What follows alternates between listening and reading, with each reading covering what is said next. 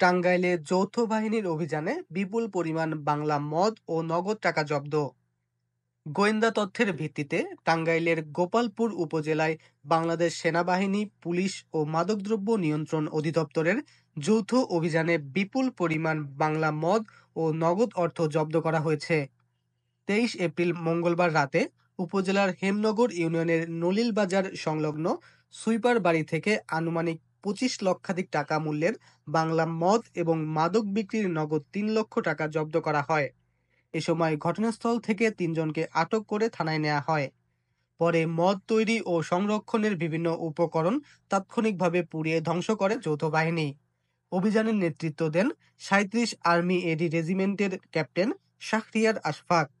তার সঙ্গে ছিলেন গোপালপুর উপজেলার সহকারী কমিশনার ভূমি মোহাম্মদ নাজমুল হাসান এবং টাঙ্গাইল জেলা মাদকদ্রব্য নিয়ন্ত্রণ অধিদপ্তরের পরিদর্শক মোহাম্মদ সিরাজুল ইসলাম। আকাশ মাহমুদ, বাংলাদেশ মেইল 24, ঢাকা।